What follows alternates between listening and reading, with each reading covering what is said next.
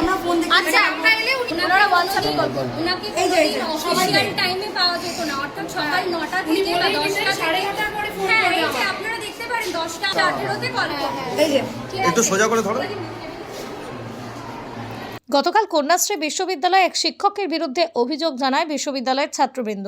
তাদের অভিযোগ ছিল শিক্ষক সঞ্জয় দত্ত স্যার ঠিক মতন ক্লাস নিতেন না, নানা বিষয়ে তাদের নম্বর কমিয়ে দেওয়া বা অ্যাটেন্ডেন্স কেটে নেওয়ার ভয় দেখাতেন, সেই সাথে গভীর রাতে ফোন করার প্রস্তাবও ছাত্রীদের দিতেন। সেই অভিযোগের ভিত্তিতে গতকাল সেই শিক্ষক চাপের মুখে পদত্যাগ করেন। এই সমগ্র বিষয়টি বিশ্ববিদ্যালয়ের উপাচার্য তপতী চক্রবর্তীকে একাধিকবার জানানো সত্ত্বেও তিনি কোনো ব্যবস্থা নিচ্ছিলেন না। বর্তমানে এবিভিপি আন্দোলনের চাপে শিক্ষক পদত্যাগ করেন। তিনি নিজেকে একাডেমিক কোঅর্ডিনেটর হিসেবে দাবি করেন। তার ডিপার্টমেন্ট ছাড়াও অন্যান্য ডিপার্টমেন্টের ছাত্রীদের যখন তখন যে কোনো সময় ফোন করেন। তার সাথে এক ছাত্রীর কথোপকথন তুলে ধরা হলো। আমি কন্যাশ্রী ইউনিভার্সিটি স্টুডেন্ট, ল ডিপার্টমেন্টে সেকেন্ড সেমিস্টারে পড়ি। আমি রেগুলার স্টুডেন্ট, আমি ফার্স্ট সেমিস্টারে ক্লাসে আসতাম, সেকেন্ড সেমিস্টারেও আসি, কিন্তু কম, মানে আমার ইচ্ছে করে না আসতে। তার অনেকগুলো কারণ আছে। আমাদের ক্লাস হয় ঠিকভাবে, ফ্যাকাল্টি নেই। আমাদের 3টে টিচার, মোট 6টা সাবজেক্ট পার্ট করে দেওয়া আছে, দুটো করে, কিন্তু যে দুটো সাবজেক্ট সঞ্জয় স্যার নেয় সে দুটো সিলেবাস কমপ্লিট হয় না, কিন্তু কোশ্চেন আসে তখন আমরা পারি না, আমাদের এক্সাম বাজে হয়। এবারে আমাদের সেকেন্ড সেমিস্টারে প্রায় 90টা ক্লাস হয়েছে, কিন্তু স্যার মাত্র ক্লাস নিয়েছে 2টো। তাহলে এবার চলতে থাকা তো হবে না। তাছাড়া যখন এই যে আমাদের ক্লাসের মেয়েদের, এটা তো ওমেন্স কলেজ, কন্যাশ্রী ইউনিভার্সিটির নাম শুনে আপনারা বুঝতে পারছেন এটা ওমেন্স কলেজ, কিন্তু এখানে মেয়েরা মানে কাইন্ড অফ একদম নিপীড়িত যাকে বলে। স্যার বলে রাত 10টার পর ফোন করবে। এটা কি ধরনের একটা অফিসিয়াল টাইম থাকবে ফোন করার জন্য, কিন্তু না, স্যার বলবে রাত 9টা 10টার পর ফোন করবে। যে সুন্দর দেখতে, স্যার বলবে যে সুন্দর দেখতে সে ফুলের বুকে দেবে। কেন? আমরা স্কুলে পড়েছি, আমি কলেজে পড়েছি, আমি জানি যে মানে নাম্বার ভালো হয়, যারা নাম্বার বেশি ভালো পায় ফার্স্ট সেকেন্ড থার্ড, তাদেরকে দিয়ে ফুলের বুকে দেওয়া হয়। কিন্তু স্যার কেন এভাবে বলবে যে সুন্দর সে? এটা কোন স্যার বলতো? এটা সঞ্জয় স্যার বলতো। উনি কি নেন? উনি কি না আমরা উনি কি না আমরা নিজেই জানি। ফার্স্টে বললেন উনি এইচওডি, হ্যাঁ উনি আমাদেরকে ভুলভাল বোঝায়। উনি কিন্তু গেস্ট ফ্যাকাল্টি, কিন্তু উনি আমাদেরকে প্রথম 6 মাস মানে ফার্স্ট সেমিস্টার এটাই বুঝিয়েছেন যে এটা স্যার হচ্ছে এইচওডি। তো এই জন্য আমাদের তাছাড়া অনেক আছে, ফাইনের ব্যাপারটা আছে, যে প্রথমে 500 টাকা ছিল, তারপরে 750, এখন 1000 টাকা হচ্ছে 1500। তারপরে হচ্ছে আস্তে আস্তে আজকে আমরা মেন শিক্ষকটা এই জন্য করতে এসেছি। এই রাজা হাত আছে রাজা। ইললিগাল কাজ করাচ্ছে, অন্যান্য ফ্যাকাল্টির এগেন্সে বলছে তোমরা কমপ্লেন দাও। কেন দেবো আমরা কমপ্লেন? তাও উনি বলেছে আমি এইচওডি, যদি তোমরা আমার কথা না শুনে চলো তুমি আমার গ্রুপে থাকবে না, তোমাকে ফেল করিয়ে দেবো। এটা কে বলেছে? কে বলেছে? সঞ্জয় দত্ত, উনি হচ্ছে স্যার। কোন দায়িত্ব আছেন উনি? উনি just lecturer faculty, just lecturer, উনি কিচ্ছু না, আর কিচ্ছু না। আমাদের বলা হচ্ছে উনি এইচওডি। আমরা ওনার কথা মতন যা পেরেছি করেছি।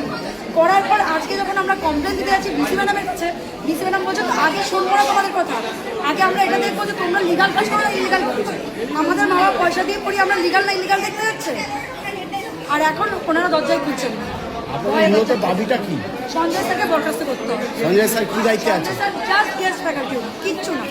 মূল দাবিটা কি রয়েছে তোমাদের? আমাদের মূল দাবি একটাই, সঞ্জয় স্যারকে সরালে আমরা কলেজ করবো।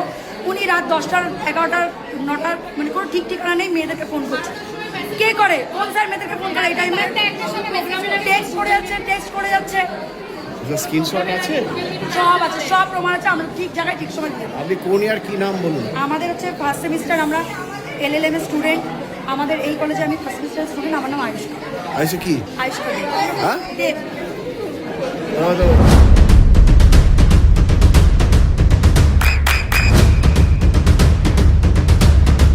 বৃষ্টিতে স্বস্তি। বৃষ্টি অ্যাকোয়া বিশুদ্ধ পানীয়।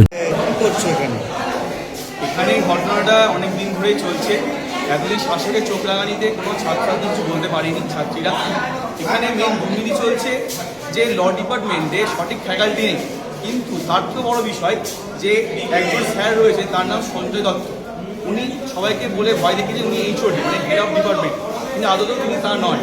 তিনি নিজের ভুল পদের একটা মর্যাদা দেখিয়ে একদিন ছাত্রীদেরকে ভয়ে রাখতেন, তাদেরকে এটা বলতেন যে তারা যদি তার কথা শুনে না চলে, তার কথা মতো না চলে, বা তার গুড বুকে মাথায় গুড বুকে যদি না থাকে, তাদের অবস্থা কিন্তু শোচনীয় হতে পারে। এমনকি তাদেরকে পরীক্ষায় বসতে না দেওয়া, নাম্বার না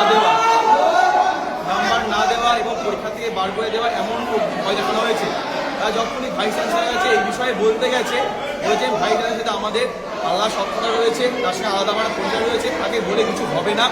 ছাত্ররা বারংবার ভাইস চ্যান্সেলার অফিসে গেছে, তাদের ফোন বজ্রাপ্ত করে ঢুকতে দিয়েছেন উনি, যাতে ভাইস চ্যান্সেলারের সাথে কথাগুলো করতে হবে, রেকর্ডিং না হয়।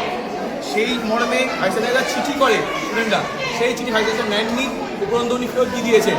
বারংবার বলার পরেও স্যারের কোনো ক্ষেত্রে এগেনস্টে কোনো স্টেপ নেননি। এবং বর্তমানেও স্যার আজকে দিন অবধিও ছাত্রীকে হাতে ফোন করা, মেসেজ করা, ফোন করে বাজারে কথাবার্তা বলা এবং অন্য আকার ইঙ্গিত দেওয়া উনি করে যাচ্ছেন। তার এগেনস্টে বলার মতো সাহস কোনো ছাত্রছাত্রী হয়ে উঠছে না, একমাত্র কারণে তার সঙ্গে ভাইস চ্যান্সেলারের সক্ষতা রয়েছে বলে।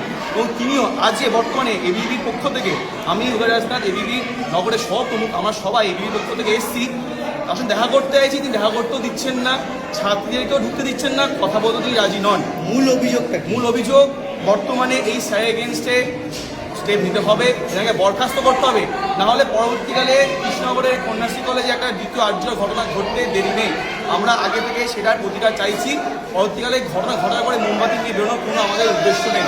সেই জন্যই ছাত্রছাত্রীদের উদ্দেশ্যে ছাত্রছাত্রীর কথা মাথা রেখে এবিপি এই লক্ষ্যে কি চলছে।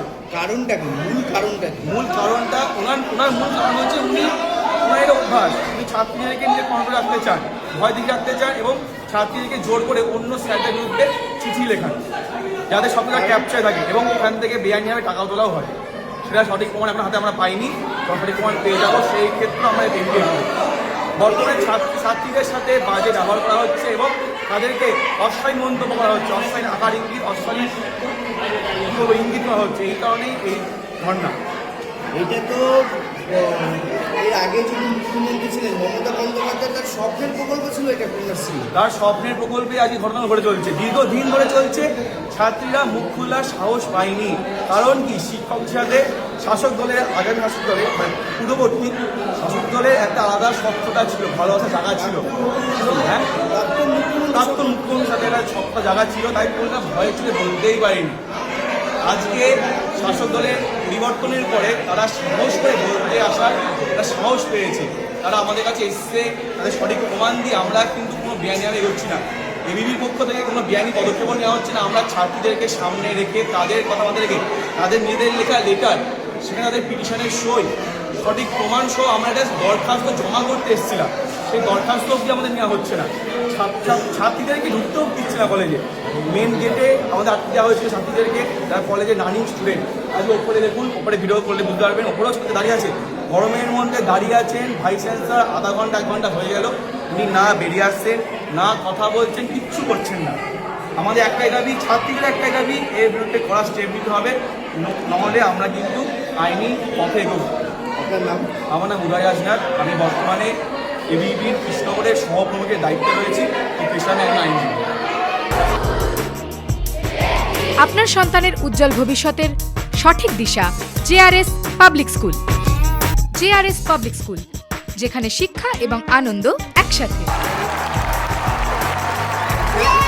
JRS public school has an excellent team of teachers for the holistic development of your child. আপনার সন্তানের উজ্জ্বল ভবিষ্যতের একমাত্র ঠিকানা জেআরএস পাবলিক স্কুল। আপনি কোথায় ইনভেস্ট করবেন, কেন করবেন, বুঝতে পারছেন না তো? সঠিক গাইডলাইন পেতে আজই আসুন নদিয়ার চাকদাতে নিবেদিতা প্রাইভেট লিমিটেডে। Nivedita private limited, marketing and distribution service. Balcony বা সিঁড়ির রেলিং, মডিউলার কিচেন বা ড্রয়িং রুম, এক কথায় আপনার স্বপ্নের বাড়িকে করে তুলুন আরো সুন্দর। Chakdah ply centre, gorgeous look বা কোয়ালিটি সবে 3 number 1 Chakdah ply centre. Chakdah ply centre, KBM, Chakdah, Nadia. হোমওয়ার্কটা করেছো? হ্যাঁ স্যার। এ বাবা, ভুল করেছো কেন? চোখে কেমন ঝাপসা দেখছি, লিখতে আর পড়তে খুব সমস্যা হচ্ছে। চাকদার মডার্ন অপটিক্স থেকে ভালো চোখের ডাক্তার দেখিয়ে নাও। প্রতিদিন প্রকৃত চোখের ডাক্তার ও দৃষ্টি বিশেষজ্ঞ মডার্ন অপটিক্স, চাকদহে। চাকদা অ্যালুমিনিয়াম সেন্টার, প্লাই, কাঁচ, laminates, kitchen fittings, door lock, window ও অ্যালুমিনিয়ামের খুচরো ও পাইকারি বিক্রেতা। চাকদা অ্যালুমিনিয়াম সেন্টার, পূর্ব লালপুর 50 নম্বর রেলগেটের পাশে, চাকদা, নদিয়া। নদিয়া জেলার সবথেকে বড় বিল্ডার্স চাকদার মা মনসা বিল্ডার্স রড ও সিমেন্টের পাইকারি ও খুচরো বিক্রেতা মা মনসা বিল্ডার্স পদ্মবিলা চাকদা নদিয়া। রুম রে মাত্র 1500 টাকা থেকে স্টার খাওয়া দাওয়া রিজনেবল প্রাইস। নদিয়ার একমাত্র 3 স্টার ক্যাটাগরি হোটেল এনবি সোনার বাংলা হোটেল, কল্যাণী এইমসের ঠিক উল্টো দিকে, কল্যাণী নদিয়া।